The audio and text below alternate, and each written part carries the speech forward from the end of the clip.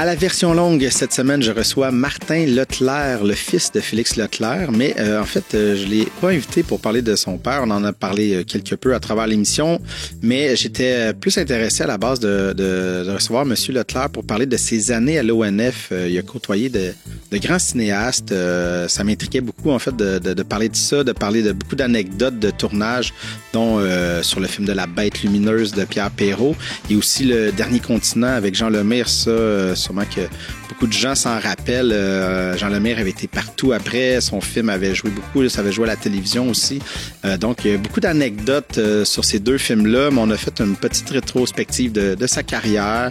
Et vers la fin, on parle un peu de sa jeunesse avec son père. C'était vraiment un bel entretien et j'espère que vous allez apprécier.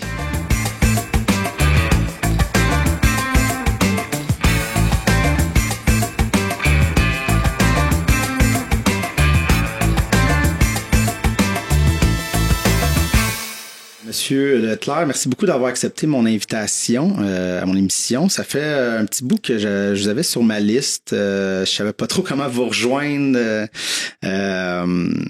Et ouais, parce que moi, c'est ça, tu sais, j'ai un intérêt évidemment pour le cinéma. J'ai étudié là-dedans, puis je trouve ça intéressant. Vous avez travaillé à l'ONF, on va en parler évidemment abondamment. Mais j'aimerais parler parce que quand vous êtes arrivé, vous m'avez montré plein de photos et ce que je comprends, c'est que la photo, c'était vraiment la base de tout ça. J'aimerais ça. On peut commencer directement dans la photo. Tu sais, c'est quoi pour vous la photographie? Qu'est-ce que ça représente en fait?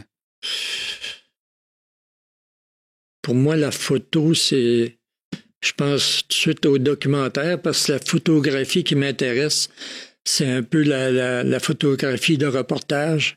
Ouais. Ou documentaire, entre guillemets, selon certains. Et puis, comme on a parlé un petit peu tantôt, comment je suis tombé là-dedans dans la photographie, c'est à peu près dans les 17 ans, 20 ans. C'est de valeur qu'on n'a pas de...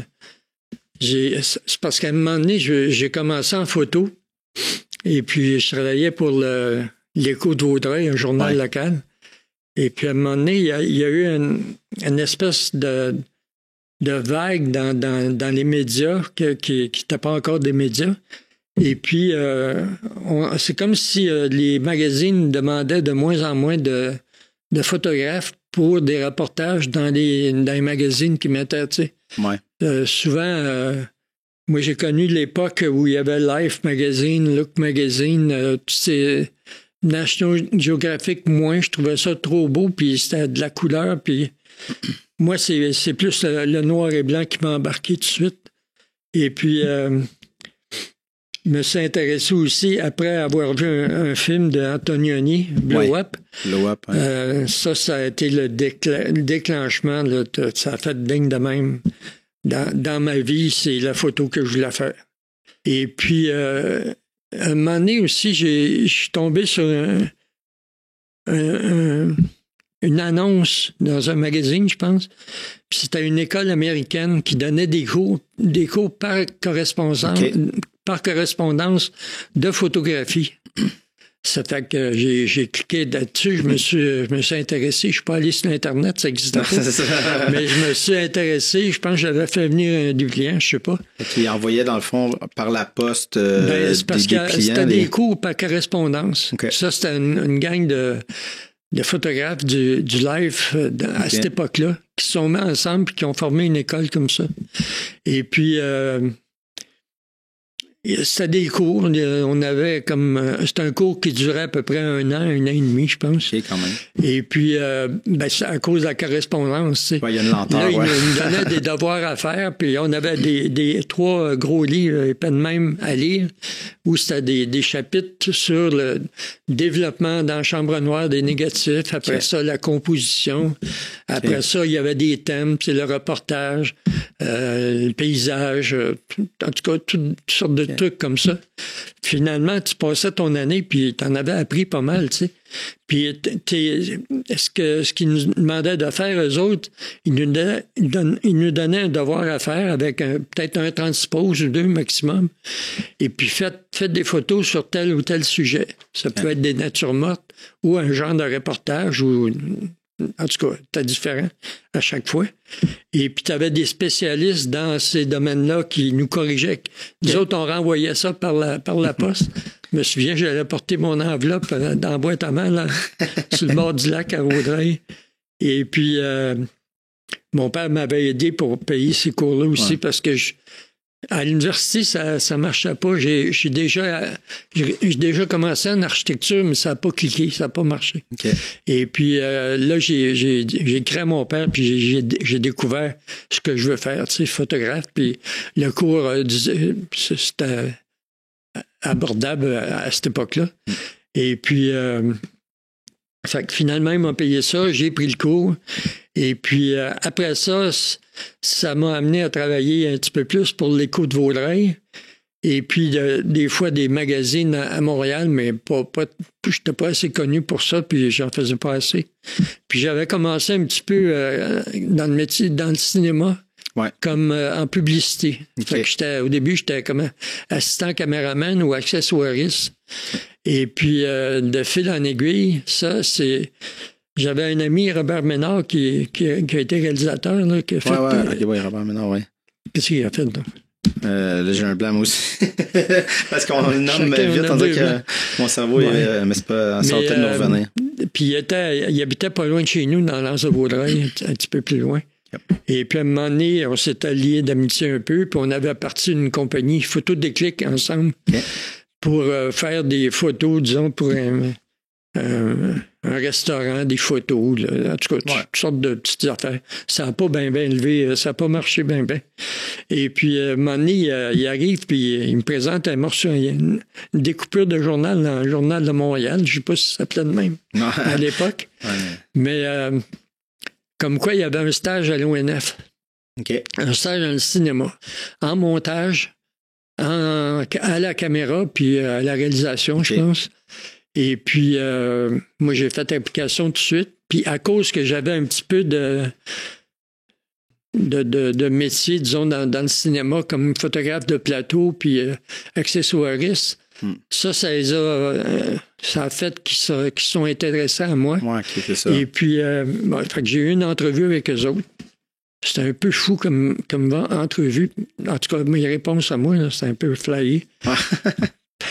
C'est trop long à expliquer, mais en tout cas, finalement, j'ai été accepté. Au début, tu commençais par le début comme assistant caméraman. Tu avais un stage d'assistant caméraman qui a duré, qui s'est échelonné, disons, sur 1 an.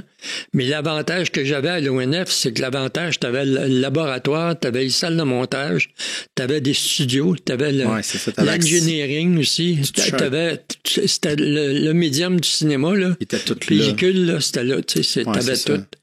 Il y avait moyen d'avoir un lien avec tout aussi. Évidemment, quand là, tu travaillais, des fois, tu allais porter les rushes au laboratoire, puis là, il fallait que tu passes à travers un long corridor où c'était des salles de montage, ou non, des bureaux d'administration un petit peu, mais de production, tu sais. Et puis, fait que avec le temps, à un moment donné, je cognais aux portes. Puis aussi, on avait à cette époque-là, je tournais beaucoup comme assistant caméraman. Et puis, on avait tout le temps les fameux rushes. Ouais. Ça, c'est de voir la première fois les images que tu as tournées. C'est développé au laboratoire. Là, il imprime un print, une copie. Puis là, tu visionnes ça au début dans le laboratoire. C'est un espace à peu près comme ici, un petit peu moins, où tu as 4 écrans, des petits écrans. Puis là, ça peut être plusieurs productions en même temps, tu sais. Fait que tu peux avoir un film ici que j'ai tourné, puis là, les 2 autres, c'est 2 autres productions. Mais c'est intéressant à voir quand même.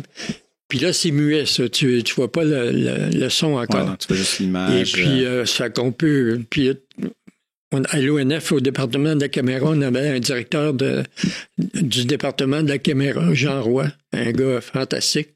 Et puis, on parlait beaucoup de cinéma, puis des défauts de caméra, des fois, ou des fois des défauts de laboratoire, ou des fois, on arrivait à en tout cas, ça arrivait à les erreurs, tu sais. Ouais, c'est ça. Si tu manipulé un médium aussi, tu sais, c'est de la pellicule. Ouais, c'est ça. Fait que des fois, le film pétait dans des bains de développement, puis c'est fini, ouais, c'est ça. T'avais une séquence complète ou une partie de ton tournage de 11 minutes qui était finie, tu sais. Parce qu'il faut expliquer, dans le fond, une bobine, ce qu'on appelle... Une bobine, c'est de film, c'est 11 minutes. C'est 11 minutes, c'est ça. De pellicule que tu insères dans un magasin. Un magasin, c'est comme un étui pour en métal. Oui, pour mettre après, pour cliquer après la caméra, puis là, ça devient, t'as le zoom, la lentille, la poignée à la caméra. J'ai pas de photos, si tu veux. Ouais, c'est ça. T'as le magasin qui est en arrière, puis la caméra par excellence pour ça, c'était la Aton de Beauviola. En France, ça venait du sud de la France. Okay. Et puis, ça, c'est une caméra qui était balancée comme leur exemple, eux autres, ça te met un chat sur l'épaule, puis il est très bien balancé, il va se tenir là. Fait que pour eux autres, c'est la même chose, ça. Puis, fait que c'était la caméra par excellence, puis on était chanceux. Au début, c'était pas avec ça que je travaillais. C'était plus des Arriflex, puis des Bolex, mais surtout Arriflex. Ou Mitchell, des caméras 35 mm pour le long métrage, parce qu'ils se faisaient du long métrage aussi à l'ONF. Tu sais. Fait que... Mais j'ai envie de revenir un peu, de ralentir un peu le rythme, mais de revenir un peu à la photo, en fait, parce vous en avez parlé brièvement, mais ça m'intéressait pourquoi le noir et blanc vous intéressait plus que la couleur, en fait. C'est pas, on dirait que je suis né avec ça. Ouais. Ça m'a tout le temps plus intéressé, puis les magazines que j'achetais, que je regardais, puis les premiers livres aussi, puis là, les premiers photographes, reporters qui devenaient de plus en plus connus, là, tu sais, qui émergeaient, disons, parce que c'est un nouveau médium, ce photographe de reporter, comme, je sais pas, Robert Frank.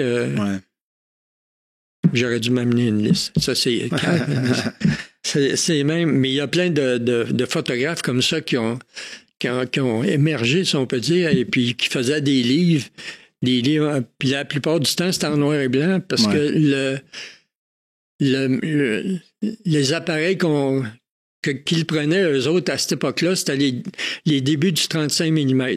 Okay. Le format 24 par 36. 35 mm avec puis au début, ça a commencé surtout en noir et blanc. Et puis Oscar Barnack, qui était un ingénieur pour la compagnie Leitz en Allemagne, lui, à un moment donné, il s'est patenté une caméra parce qu'il travaillait avec des gros formats de caméra, des 4 par 5 ou plus que ça. Même à un moment donné, vu qu'il travaillait dans la pellicule aussi, puis il faisait des projecteurs de cinéma, 35 mm. Et puis le mouvement de la pellicule ou je sais pas quoi, ça lui a donné une idée de pourquoi pas mettre la même pellicule dans un appareil photo, puis faire voyager la pellicule, c'est de gauche à droite dans une bobine que serait plus petite, donc est-ce qu'on connaît ça après les 24 poses? Le 24 poses, mais une image à la fois. C'est ça, Ça fait que c'est devenu un début d'une époque, là, pour moi, j'étais en plein dans le bain. Tu sais, je suis tombé au bon moment, au bon endroit, là, sur la planète, là, c'était parfait. Et puis, c'est ça, tranquillement, pas vite. Je sais pas si on peut revenir à ça. Ça m'a amené à voyager, mais à l'âge de 5 ans à peu près. C'est là que j'ai commencé à voyager un petit peu dans quelques pays, pas énormément, mais souvent, j'accompagnais Félix puis ma mère en voyage, tu sais. Et puis, avec Félix, évidemment, c'était un nouveau monde pour lui aussi à Paris, en France. Et puis, c'était des nouveaux amis artistes, chanteurs ou écrivains ou metteurs en scène. En tout cas, c'est tout un nouveau monde. C'est un peu là-dedans que je suis né, moi. Et puis ça, avec l'ONF, quand j'ai embarqué à l'ONF, ce que j'aurais aimé avant, ce que je pensais avant qu'il arriverait, quand j'ai découvert Blow Up puis toute l'équipe, je pensais ce que je recherchais, c'était un journaliste que je pourrais accompagner un peu partout dans le monde, puis prendre des photos pour lui, tu sais. C'est ça. Le sujet qu'elle est... En tout cas... qui couvrait, là, tu sais, c'est ça. Qui couvrait, c'est ça. Moi, je pourrais prendre des photos là-dessus avec lui. Et puis, quand je suis tombé par hasard sur le papier de Robert Ménard, sur le stage à l'ONF, c'est exactement ça qui est arrivé. J'ai passé 1 an ou 2, 3 à être plus assistant caméraman que caméraman. Mais ça me donnait en plus l'avantage de travailler avec différents caméramans qui avaient différentes façons de travailler. Et puis avec des réalisateurs tout le temps différents aussi. C'est ça. Fait que pour moi, c'est le milieu parfait par excellence pour apprendre le métier. Tu sais. Puis là, à un moment donné, Bernard Gosselin, il y a eu Michel Brault qui a travaillé pour Pierre Perrault. Après ça, il y a eu Bernard Gosselin qui a fait plusieurs de ses films. Puis à un moment donné, Bernard Gosselin, lui, il voulait commencer à faire la réalisation lui-même, tu sais, puis sa caméra aussi. Fait que moi, j'avais déjà travaillé pour Bernard Gosselin comme assistant. Et puis Bernard avait parlé de moi à Pierre. Puis il dit, tu devrais peut-être avoir les yeux sur lui parce que moi, je t'avais de te quitter pour faire voler de mes propres ailes. Ça fait que, c'est ça, on s'est rencontrés dans le corridor de l'ONF en marchant, puis on a commencé à jaser. Puis là, lui, il avait un projet de film, La Bête lumineuse. Oui, c'est ça. J'aime tellement cet homme-là, mais en tout cas, il est parti trop vite. Et puis, c'est ça. Puis La Bête lumineuse, c'était un tournage par excellence. C'était dans le bois, dans une cabane où il y avait, je sais pas, une dizaine de gars qui allaient à la chasse ensemble. Tous des chasseurs qui se connaissaient, pas mal. Et puis, nous autres, on est arrivés. Pierre a fait sa recherche avant. Il est allé quelques mois avant, puis il a fait une recherche sur à peu près le même type de personnes, mais à la pêche. OK. Fait qu'il a vu un peu comment ça se comportait, ces gars-là. Tu sais. Puis à un moment donné, il y avait comme tout le temps comme un bouc émissaire, si on peut dire, un gars sur qui tout le monde allait verger en même temps. Tu sais. Et puis, c'est ce qui est arrivé dans Bête lumineuse, ça a été le poète. Parce que Bernard Lheureux et compagnie, dans sa famille, il y avait Stéphane Albert Boulet, qui venait de l'Outaouais aussi. Et puis, à un moment donné, ces gars-là sont retrouvés dans un shack, tous ensemble. Et puis, ça a été la partie de chasse par excellence. Moi, je suis arrivé là. C'était mon premier film officiellement comme caméraman. Mais j'avais le goût, j'étais prêt. Et puis, ça me tentait, tu sais. Puis je connaissais pas Pierre, je connaissais ces films qu'il faisait à l'île aux coudes, mais pas plus que ça. Non, c'est ça. Mais on s'est très bien entendu. Pour moi, Pierre, c'est devenu comme un deuxième père. Parce qu'autant Félix était parti en voyage, autant moi, j'allais rejoindre Pierre, puis en tout cas, j'ai jamais dit que je le considérais comme mon deuxième père, mais c'était un peu ça quand même. C'est ça, dans cette dynamique-là. Puis on s'entendait très bien. À un moment donné, il n'y avait même pas besoin de me regarder sur quand tourner puis quand pas tourner. On se comprenait. Parce que ça, c'est une affaire. Maintenant, avec les caméras qu'on a puis les cartes, je veux dire, on a des heures et des heures dans une carte, mais quand tu as 11 minutes à la fois, c'est aussi d'économiser d'une certaine façon le film, en fait, de savoir comme ça vaut la peine d'être pris, ou en tout cas on prend un guess. Pierre avait une certaine réputation quand même avec ses films à l'île aux coudes. Fait que son producteur, disons qu'il connaissait le genre de tournage que Pierre faisait, puis souvent ça durait plus qu'un an de tournage. Ah oui, qui est comme à l'île aux coudes, quand il a tourné, il en a fait plusieurs, là, tu sais. Fait que Montréal, Québec, l'île aux coudes, ils l'ont fait souvent. Et puis ça prenait de la pellicule, puis Pierre il disait, moi c'est comme aller à la chasse. Quand je fais un film, j'ai besoin de munitions, tu sais. Les munitions, c'est des bobines de film. Des bobines de film. C'est ça. Et puis, quand est arrivée La Bête lumineuse, c'est Jacques Bobet qui était producteur. Et puis, c'est ça, tu sais, il a mis le poing sur la table à un moment donné parce qu'on avait commencé à tourner, mais Bobet trouvait qu'on tournait un peu trop, je sais pas quoi, tu sais. Puis là, ça l'a fâché, puis il a viré à la coche, puis... Surtout quand on est allé à son camp, au camp de chasse avec les gars. C'est ça. Fait que là, ça nous prenait de la pellicule, puis c'était dans le nord, au nord de Montréal, à Mont-Laurier. Mont-Laurier, ouais, c'est ça. Mais ce qui m'intrigue, en fait, de savoir, comme étant technicien aussi, c'est plus comme la gestion, tu sais, dans le bois, justement, peut-être avec les chasseurs, donc à me traîner, tu sais, j'imagine qu'il y a des anecdotes un peu de gérer cet équipement-là, de gérer les bobines, de comment ça se passe. La caméra à ton, c'est ça, c'est une caméra, tu peux tout faire avec, puis ça marche, là, ça fonctionne, tu sais. Ouais. C'est bien rare que ça va bourrer ou que le film va casser là-dedans. Okay. Et puis, ça prend un assistant caméraman, évidemment, pour... Quand tu as fini un magasin, tu lui donnes le magasin, puis lui, il t'en remet un autre tout de suite sur la caméra.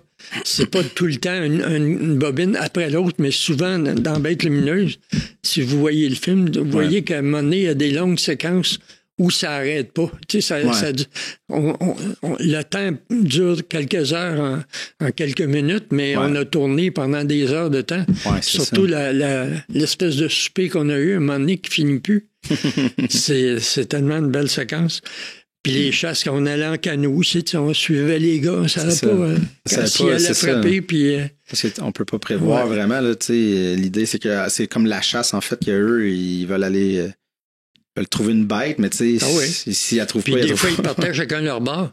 Comme à un moment donné, on était allé à la chasse, on cherchait, puis après 3-4 heures, on a filmé un beau dîner, disons, au pied d'un arbre, avec Stéphane Albert qui s'est endormi, qui ronflait, puis les autres, les 3-4 autres chasseurs qui se moquaient de lui.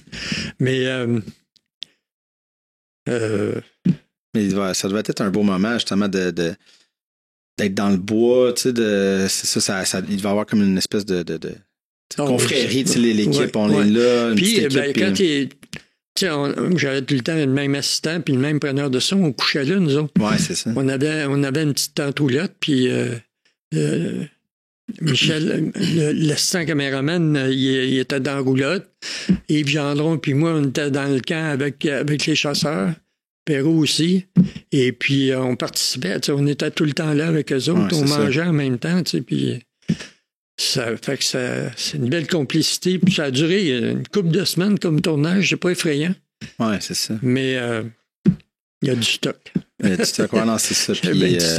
Puis, on va le dire, c'est disponible sur le site de l'ONF gratuitement. Alors, la Bête lumineuse. Pierre Perrault.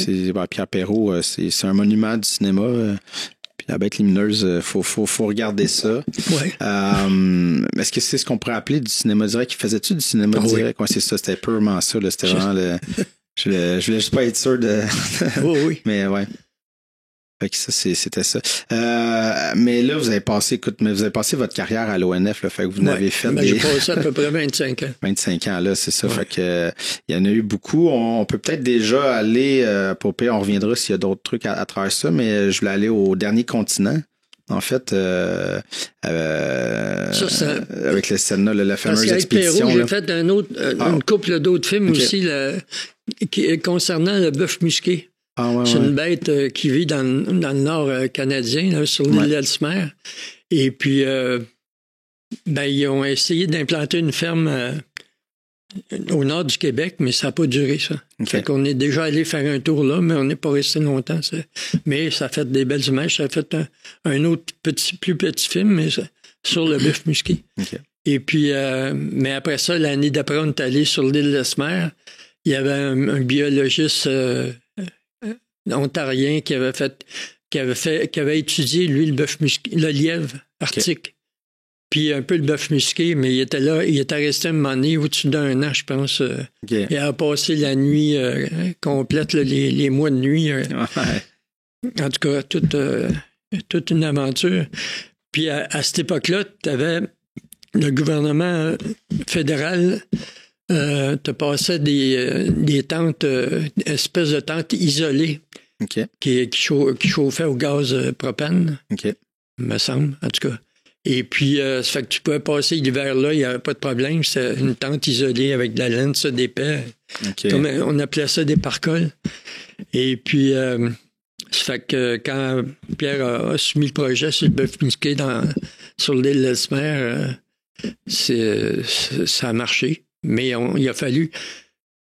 Dans le mouvement, disons, du bœuf musqué, il y a le printemps, évidemment, avec tous les animaux, puis les femelles, ça court après les femelles, toute la kit. Après ça, il y a les femelles qui sont en gestion. Ouais, on peut dire ça. En gestation, en fait. Ouais. Et puis, après ça, il y a les combats aussi de bœuf, tu sais, pour les femelles, évidemment. Et puis, première année, on n'a pas eu tellement de combats, ça n'a pas à donner. Des fois, on avait 2 bœufs là, qui penchaient les têtes, puis qui s'approchaient, puis finalement, ils se passaient un à côté de l'autre, puis ils continuaient leur chemin, tu sais. Mais un vrai combat, on ne l'a pas eu avant une couple d'années, où on est tourné à l'Alzheimer à la même place, même endroit. Et puis, là, cette année-là, Bernard Gosselin est venu nous aider comme 2e caméra. Okay. Et puis, Denis Villeneuve est venu aussi, puis Stéphane Rollet, c'était 2 jeunes réalisateurs qui avaient gagné des prix à Radio-Canada. La course ouais, c'est ça. Et puis, je sais pas, à un moment donné, ces gars-là marchaient dans le corridor, puis Pierre les a rencontrés, il avait dit, les petits garçons, qu'est-ce que vous faites, au lieu de marcher dans le corridor puis essayer de trouver de l'emploi, pourquoi vous venez pas nous aider dans le Grand Nord, tu sais, avec comme assistant caméraman, si on peut dire vite, là. Et puis, ils n'ont pas refusé. Hein. Fait qu'en plus, avec Bernard Gosselin, lui, il n'a pas la langue dans sa poche non plus, c'était tellement d'histoires. Mais, fait que c'est ça, c'est qu'une année, on est allé, puis on était... les 4 là, 1, 2, 3, 4, 5, non, 5. Moi, Pierre, Bernard, 5. Ouais. On était 5 et puis on a passé un très beau moment là-bas. On a eu un combat finalement qu'on a filmé à 2 caméras. Mais le combat se passait un petit peu trop loin de nous autres. Fait que souvent, on voyait des bœufs musqués courir, puis après ça, des fois, ils couraient, ils se faisaient peur, puis là, ils reculaient, puis ils recommençaient, tu sais. Fait que souvent, on prenait le temps de courir avec notre caméra sur le trépied, puis se rapprocher, chacun de notre bord. Tu sais, on était à 2 endroits différents. Et puis, finalement, on l'a eu. C'était un peu loin, mais on a eu le choc, là. Les deux têtes qui se cognent, là. C'est impressionnant. Mais Bernard Gosselin, fin renard, lui, il dit attendez les gars, parce que quand on revenait, on a Denis Villeneuve, il transportait le magasin, puis Pierre aussi, à un moment donné, il transportait le magasin sur son bras, tu sais. Ça, c'est le magasin où il y a eu le combat, tu sais, par un des 2 caméramans, tu sais. Ouais.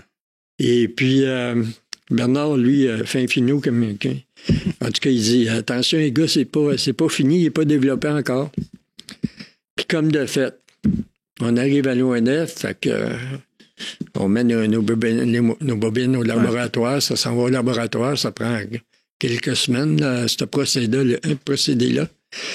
Puis à un moment donné, il y a le téléphone qui sonne, puis ils apprennent à Pierre qu'il y avait eu un problème de laboratoire dans le développement. Les engrenages engrenageaient pas la pellicule, tu sais, dans les trous les petits trous qui suivent la pellicule, ouais. À un moment donné, ça a sauté. Fait que l'image, elle bougeait comme dans le vide, mais elle bougeait quand même dans les bains d'acide. Tu sais, elle était quand même développée. Ça fait qu'on a pu voir des images... quelques images du combat, mais c'était pas utilisable. Tu sais. C'était pas dans un continu, il y avait comme des frames qui marchaient. Puis c'était pas... En tout cas, t'as bien découragé, mais la preuve était là. Mais on a quand même eu beaucoup de belles images de cette place-là, de l'île d'Esmer, puis dans un monde entouré de glaciers, c'était vraiment beau, là. Mais c'est ça. Ça, c'était une expérience à être Pierre. Ça a duré des mois, même des années, si on peut dire, parce qu'on est allé à 3 fois de suite, je pense.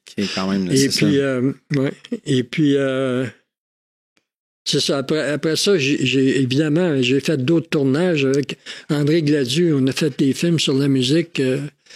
Ça aussi, c'était des très beaux tournages. qu'on peut voir encore une fois sur le site de l'ONF. Et puis après ça, il est venu Jean Lemire, quand l'ONF nous a remerciés de nos services. Moi, j'ai appliqué, j'avais 50 ans à l'époque, puis j'ai appliqué dans le privé. Et puis, à un moment donné, c'était dans le temps de Noël, et puis, pour le fun, je faisais de la chambre noire encore. Yeah. Et puis, j'avais décidé d'envoyer des cartes postales, disons des scènes d'hiver, à différents réalisateurs. Okay. Me dire, je suis caméraman, je suis libre, et puis, avez-vous besoin de mes services? Voici mon CV, tu sais, puis... Ouais. Et puis, c'est ça, à un moment donné, il y a Jean Lemire qui m'a contacté. Parce que lui, il avait son caméraman qui était tombé malade, je sais pas s'il pouvait plus. Et puis, c'est ça, il avait commencé un tournage sur l'île à Vancouver avec lui. Et puis, il m'a demandé pour continuer le tournage. Et puis, de fil en aiguille, on s'est connus un peu plus. Puis on tournait, à un moment donné, on a tourné avec les Haïda, les Indiens là-bas. Et puis... ça, c'était pour le dernier continent, c'est ça? Non, c'était avant ça. Ouais. OK. Tu me mélanges. Oh non, c'est ça, je voulais juste être sûr. Non, c'était avant ça. OK, c'est ça, vous aviez repris un autre tournage avec lui. Okay. Et puis, c'est ça, à un moment donné, Jean, il avait le goût, lui, de faire du tournage parce que c'était un marin, il aimait le bateau, il aimait la voile.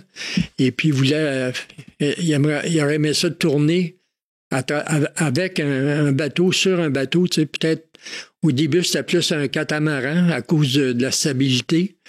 Et puis, après ça, il y a eu l'idée d'en acheter 2 pour faire des plans différents, en tout cas, dépendamment du tournage aussi.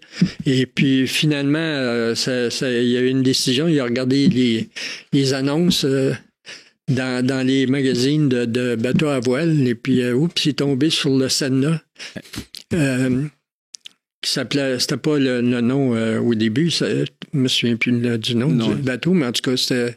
Il fallait qu'il aille le chercher en Europe, c'est un bateau...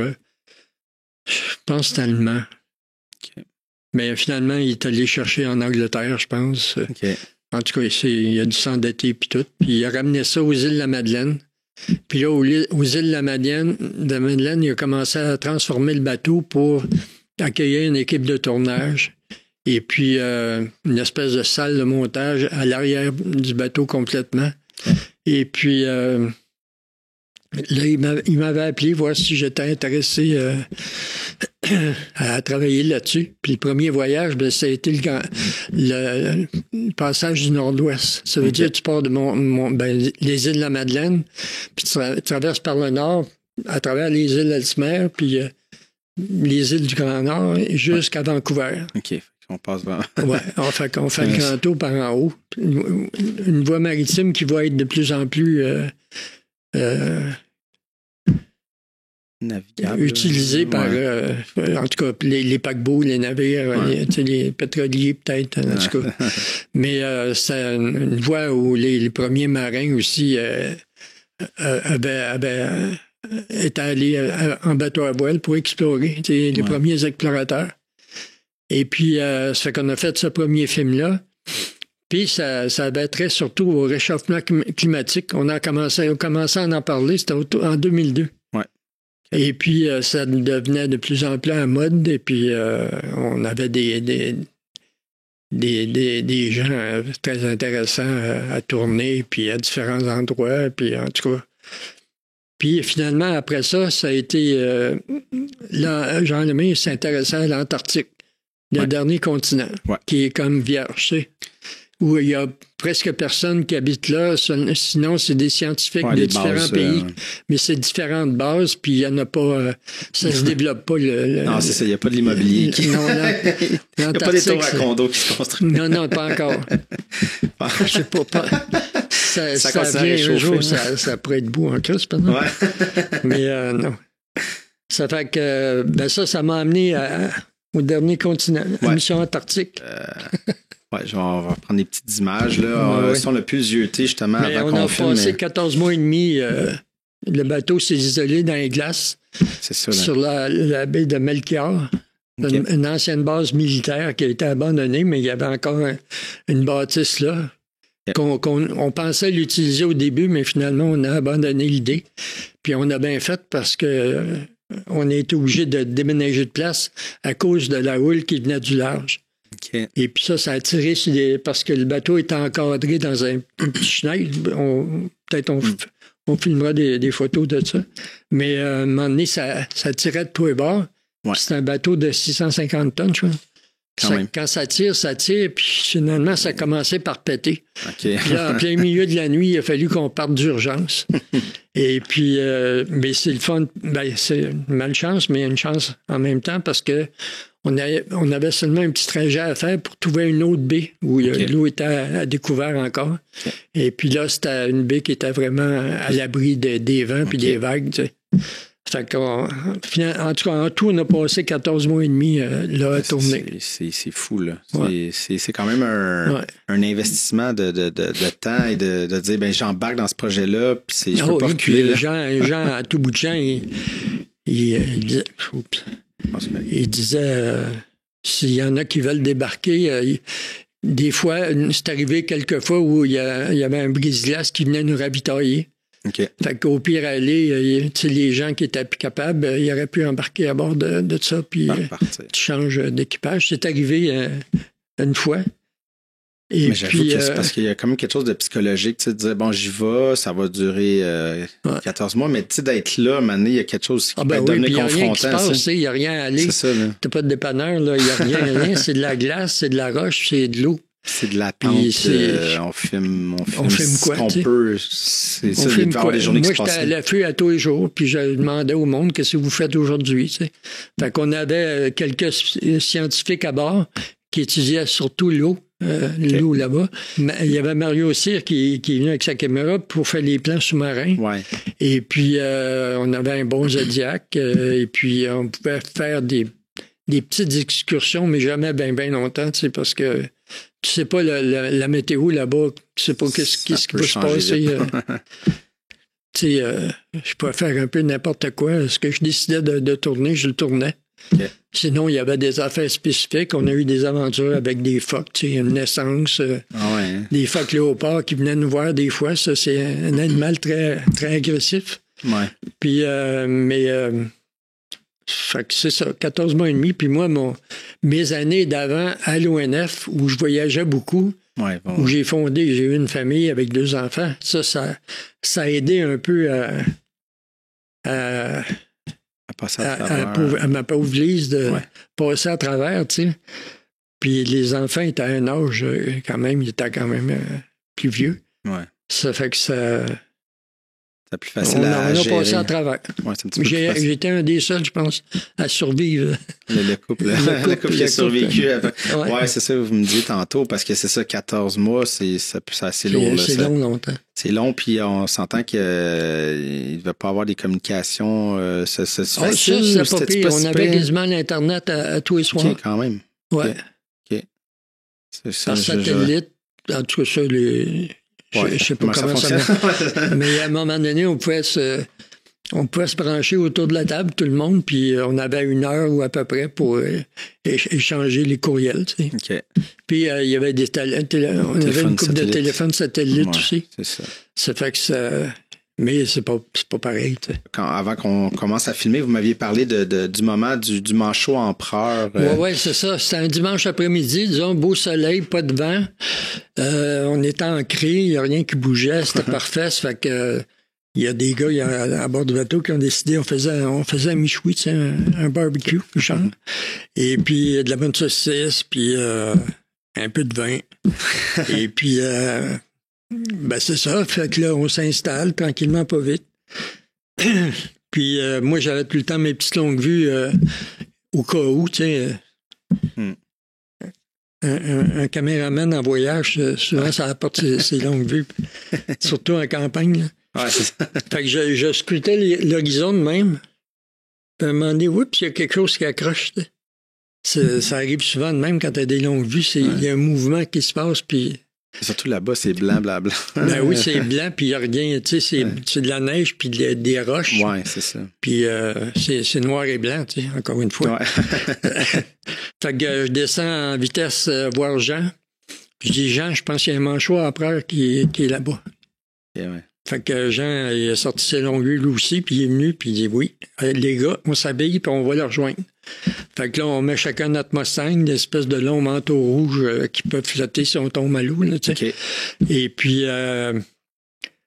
il y a le médecin qui m'a aidé à transporter la caméra, le trépied, ces affaires-là. Il fallait une chance que c'était des caméras vidéo, parce que là, il n'y avait pas de problème de pellicule, c'est des 11 minutes. C'était plus long. Ça fait qu'on se rend, puis à ce moment-là, il fallait un peu piétiner sur des blocs de glace. Ça veut dire que c'est des blocs qui flottaient, qui étaient collés, mais ça flottait, ces affaires-là. Okay. Fait que là, chacun notre tour, on sautait à telle place, puis telle place, puis telle place. C'était pas... en tout cas, c'est des affaires que j'aimais pas trop non, faire. J'avoue que... Mais il y en a d'autres qui étaient plus à l'aise que moi à ça, en tout cas. Mais finalement, on s'est rendu, on a approché le manchot tranquillement. Et puis, j'ai réussi, finalement, on était tellement proche de lui, j'étais à peu près à la distance qu'on est tous les deux.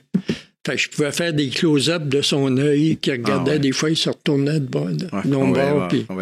Ah oui, puis les couleurs aussi, c'est incroyable.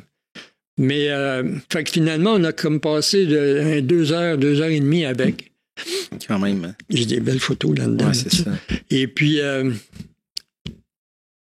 là, ça commençait à faire, si on peut dire. Puis lui aussi, je pense qu'il commençait à avoir son voyage, d'avoir des touristes de même autour de lui. Tu sais. On était à 5, je pense. Et puis, fait que c'est ça, à un moment donné, j'ai vu qu'il s'est comme placé vers l'horizon, vers l'autre bord où il y avait des montagnes, mais il y avait un grand étang, tu sais, comme une baie glacée, là. Et puis, fait que là, moi, j'ai barré ma caméra qui était sur un trépied. J'ai même eu le temps de baisser la caméra un peu, bien me cadrer. Puis là, j'ai fixé la caméra pour pas qu'elle bouge. Et puis, j'ai commencé à tourner. Puis, je me suis mis à la plat ventre à côté de mon trépied pour voir le manchot dans l'arrière. Et puis, c'est à ce moment-là qu'il a commencé à avancer tranquillement.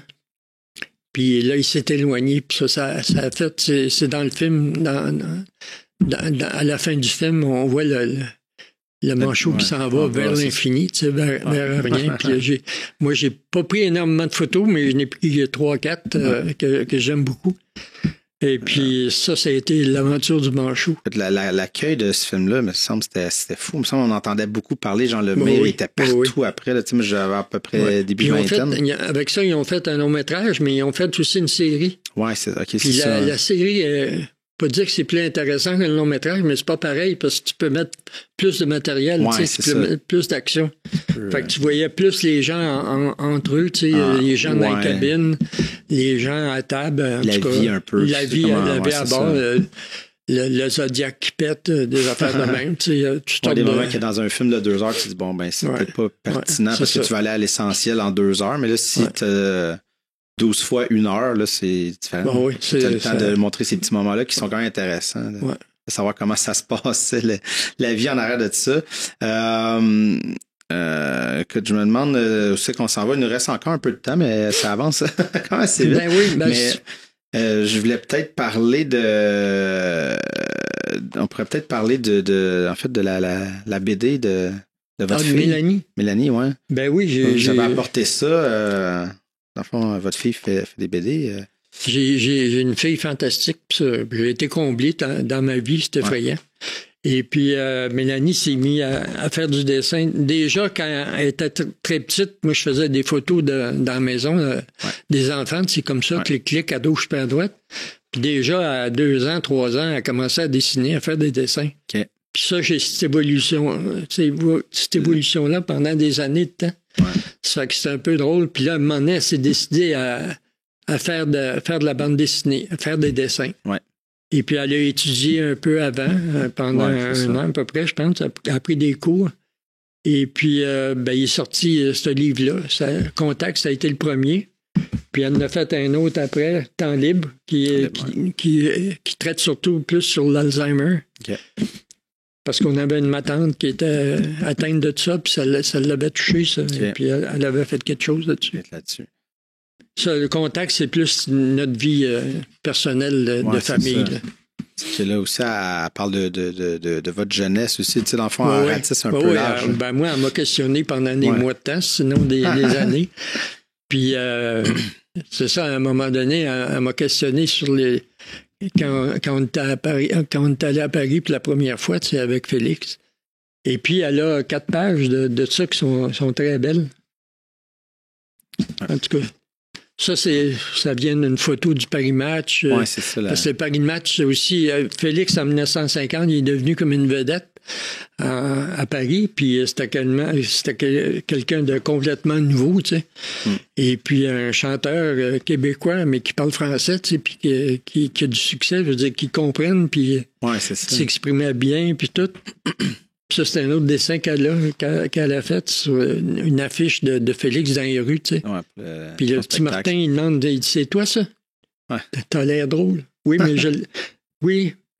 mais je fais l'artiste. Oui, c'est ça. En tout cas, elle a un beau petit sens de l'humour aussi. Mais non, c'est...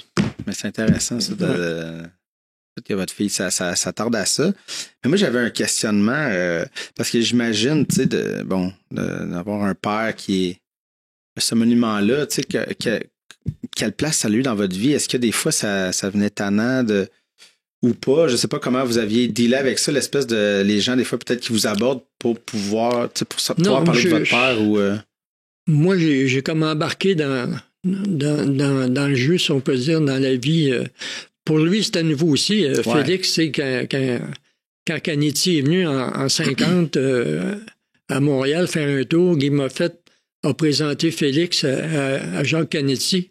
Et puis, pour Jacques, ça a été le coup de foudre parce que lui, il cherchait du nouveau talent français. Tu sais, des chanteurs, parce que c'était un impresario de chanteurs. Et puis, fait que quand il a entendu Félix, les premiers couplets, le lendemain matin, il signait un contrat, puis je t'attends à Paris dans 2 mois, tu sais, aux Trois-Baudets, c'est un petit théâtre de 250-300 personnes, je pense. Et puis, c'est ça. Après 2 semaines, Félix est parti à un moment donné, puis après, il dit, de toute façon, je vais revenir la semaine prochaine, ça ne marchera pas. Ça fait que, il ne s'attendait pas à l'explosion. Non, il ne s'attendait pas à ça. Et puis, finalement, on reçoit un télégraphe, comme quoi, venez me rejoindre à Paris, on est ici pour un bon bout de temps. Ouais. Comme de fait, on est resté 2 ans la première fois qu'on est allé le rejoindre à Paris, en 1950. Vous aviez 5 ans? 5 ans. À peu près, c'est ça. Vous avez des souvenirs quand même de cette époque-là? Très vague, mais j'ai des photos. C'est drôle parce que j'ai encore là, moi, la photo, pour moi, c'est comme si ça commençait là, malgré moi, tu sais. Ouais. Parce qu'il y a le Paris Match est intéressé à nous autres, le magazine Paris Match. Ouais.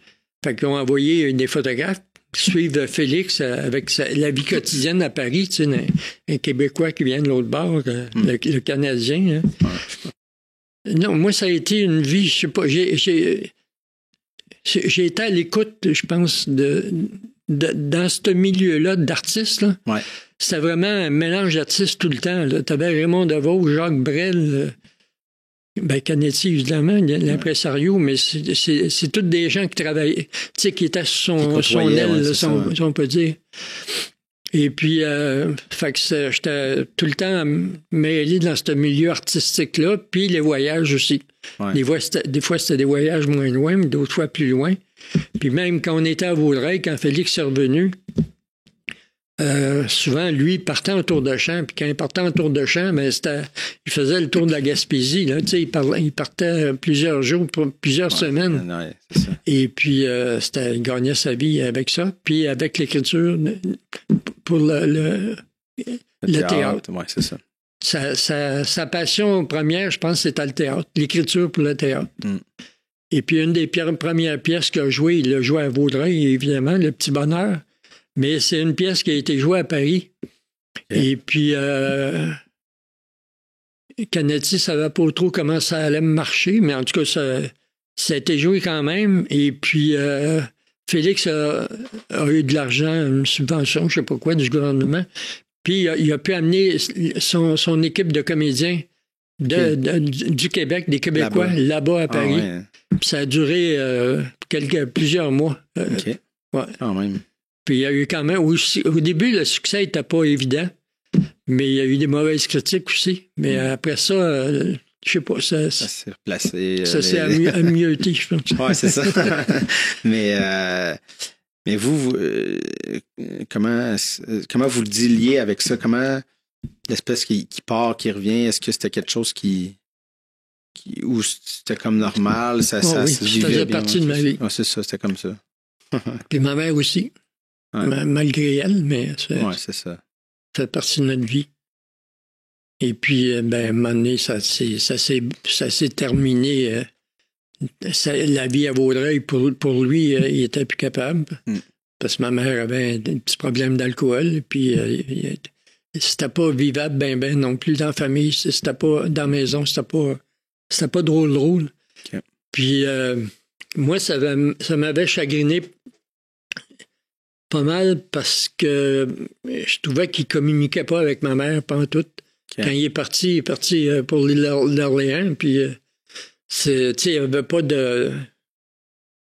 n'y avait pas d'échange, puis comme été abandonné, il a laissé la maison, évidemment, puis ça a aidé. Mais moi, je commençais à peine dans le milieu de la photographie, fait que je pouvais pas, disons, payer une partie de l'hypothèque ou des trucs de même. Ça fait que finalement, elle a été obligée de vendre la maison. Ouais. Mais au même moment, moi, je me suis marié. Ça n'a pas duré longtemps, mais je me suis marié une fois. Puis après ça, j'ai commencé à l'ONF. Puis c'est là que j'ai rencontré Lise, ma femme. Puis on est encore ensemble. Et peut-être en terminant, parce que le temps avance vraiment trop vite, là, mais comment vous êtes senti justement là, quand il y a eu ce mouvement-là à Vaudreuil de reprendre la maison où vous aviez grandi et de la restaurer et de la ramener comme un lieu de mémoire? Comment? Ça, je pense qu'il fallait que je le fasse. Je pense que j'étais un des mieux placés. Ben exactement. Parce que j'étais plus à l'ONF. À l'époque, ils nous avaient tous mis dehors.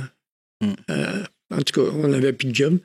Et puis, là, je travaillais dans le privé. Puis, à un moment donné, c'est Lorraine Messer qui travaillait pour le milieu culturel de la ville Vaudreuil. Et puis, son bureau était dans notre ancienne maison qui avait été... la ville avait acheté. Il avait acheté d'un monsieur Craig, en tout cas, qui est un anglophone. Et puis, la maison était vraiment dans un piteux état, si on peut dire, après un an ou deux que Lorraine était là. Et puis là, il commençait à pleuvoir dans la maison, pas rien qu'en dehors. Et puis, ça fait que, c'est ça, Lorraine a décidé d'aller voir la ville, puis la ville, ou Lorraine, je sais pas comment c'est, côté financier, je sais pas comment ça s'est passé, mais... finalement, il y a une subvention du gouvernement, puis la ville de Vaudreuil aussi a investi. Et puis, ils ont tout rénové, vu que c'était un bâtiment ancestral. Ouais. En tout cas, il était protégé. Il fallait qu'il soit rénové, mais que ça soit exactement la même chose. Ouais. Et puis, c'est ça que ça a été fait. C'est un autre tournage que j'ai fait. Moi, j'ai dit à Lorraine... Pourquoi je pourrais... Ça me tenterait de tourner les restaurations, les restaurations de la maison. Suivre ça un peu comme je faisais des documentaires à l'ONF. Puis, sauf que j'étais tout seul de ma gang. Ouais. Et puis, j'ai fait ça avec une caméra que j'ai détestée tout le long. une Canon 5D qui était à l'époque une Canon en 2013 à peu près, 12-13, qui est devenue très populaire auprès des réalisateurs. Ouais. Qui n'avaient pas de moyens. Ouais. Parce que tu pouvais filmer avec cette caméra-là. Ouais. Tu vas faire puis la qualité, c'est quand même du 35 mm, là, c'est quand même une belle qualité, tu sais. Et puis, c'est pas du film, là, c'est des cartes, mais c'est un beau format. Mais le foyer, ces affaires-là, c'est... C'était contraire au cinéma. Le foyer, au lieu de faire l'infini de même, c'est de même. En tout cas, c'était pas un cadeau à tourner. Puis le son, ben, j'étais pas un preneur de son, moi. Mais j'avais un micro sur la caméra. Puis finalement, puis vu que je connaissais le métier, puis je savais où me placer pour avoir le meilleur son possible, dans certaines circonstances. Quand je faisais une entrevue avec un gars, je pouvais m'approcher, puis je savais que j'avais des écouteurs aussi. Mais ça a été dur à faire quand même, mais j'ai été content de le faire jusqu'au bout. Puis quand je suis arrivé au bout, après ça, on a fait le lancement. Mais il y a eu l'ouverture officielle de la maison. Et puis en 2014. Et puis là, j'avais été demandé pour parler en avant, pour dire allô, puis bienvenue, puis la nouvelle maison est là, puis tout. Puis je me souviens que j'avais parlé à la ministre des Affaires culturelles. J'avais dit, c'est bien beau, la maison est faite, mais là, il faut faire la grange. Parce que la grange, elle avait été démolie. Elle n'était pas assez solide. Elle tombait sur elle-même, tu sais. Elle était en train de s'affaiser. Ça fait que la ville l'avait complètement démolie. Oui, parce que c'est dangereux dans sa parce structure. Parce qu'en 1956, quand on est arrivé dans cette maison-là, le 186 chemin de Lens, mon père avait acheté ça, il appelait ça une fermette, je pense. C'est une maison avec une ancienne grange qui avait déjà servi les cultivateurs des Saint-Denis. Puis il y avait des vaches, puis des vaches laitières, et puis il y avait une grange, ça a du foin d'un bord, de l'avoine, puis des vaches, et puis du grain, puis en tout cas, il y a bien de l'espace, c'est une grosse affaire. Puis je me souviens que quand Félix était arrivé là, ben, évidemment, il n'y avait plus d'animaux, ça faisait longtemps. C'était une grange abandonnée. On a eu un voisin, Rosaire Minette, qui était un cultivateur, qui est venu nous voir, puis il dit, Monsieur Leclerc, y aurait-il moyen que j'utilise l'espace pour les ballots de foin, que j'ai en trop, puis Félix a dit, bien sûr, fait que il y a eu un lien d'amitié entre ces deux gars-là qui a duré. Et puis, c'est ça, Félix, je pense que je me souviens que en 56 à peu près, quand on a acheté la maison, il me semble que j'avais pris une marche avec lui. On avait traversé, on avait un petit pont, la route de Rousseau. Puis en marchant, Félix, il disait, un jour, j'aimerais ça faire un lieu culturel de cette grange-là, tu sais. Un lieu pour les artistes, une rencontre pour les artistes. Des gens de Montréal pourraient venir voir des pièces de théâtre qui ont été écrites soit à Montréal, ben non autour, tu sais, mais avec une scène, puis avec des places. Et puis aussi, dans le côté des vaches, ça, c'était comique, le meilleur qui a dit ça, mais où les vaches étaient, là, on pourrait faire des petites chambres, des mini-chambres pour les artistes qui viendraient. Fait que si, comme une troupe de théâtre vient jouer une pièce 5 jours de temps ou 10 jours de temps, ils peuvent coucher là, tu sais, ils n'ont pas besoin de retourner en ville puis de revenir le lendemain. Il y aurait des chambres accessibles à eux autres, tu sais. Et puis, moi, ça m'a donné l'idée. Je sais pas si le maire l'avait aussi, mais pourquoi pas faire un théâtre, rebâtir la grange comme elle était ou à peu près. Avec, disons, le même volume, mais ça ferait, tu pourrais avoir une salle avec un public d'à peu près 300 personnes, j'imagine, facilement. Puis aussi, peut-être des comédiens pourraient faire des mini-chambres. C'est ça. Si ça le design de l'ancienne grange, ce serait possible, parce qu'il y avait comme un beau côté pour les vaches. Fait que moi, j'aimerais ça qu'il y ait des mini-chambres pour les comédiens. Puis pire que ça, moi, je voyais, vu c'était un assez grand terrain, qu'il y a quand même beaucoup de bois, puis les champs sont en arrière, tu sais. Je disais, pourquoi on pourrait pas mettre des mini-maisons? 3-4 mini-maisons, tu sais. Il y aurait de la place pour ça aussi. Aussi. Peut-être pour des boss, là, tu sais, comme des metteurs en scène. Il y aurait une maison un petit peu plus grande que les couchettes des artistes. Mais puis peut-être un petit restaurant aussi, quelque chose. Là. Il y aurait définitivement de quoi à faire là. C'est dans des projets de la ville, tranquillement, pas vite, mais à cause de la pandémie, il y a plein de choses qui ont été retardées. Puis là, il y a une nouvelle bibliothèque qui s'en vient municipale. Et puis à côté de ça, il va y avoir une piscine une belle piscine à côté de la gare. Ah ouais. En tout cas, c'est des beaux projets, mais c'est des projets qui coûtent cher, puis de la grange, bien, elle n'est pas... mais d'après moi, ça va marcher. Parce que moi, je veux travailler là, au sommet. Ouais, c'est ça. J'ai pas fini, j'ai pas dit mon dernier mot, c'est faire de la photo, tu sais, évidemment. Évidemment. Ouais. Monsieur Leclerc, merci beaucoup. J'ai vraiment apprécié cette discussion-là, puis de fouiller dans vos années de travail, en fait. C'est des belles anecdotes. Merci de m'avoir invité.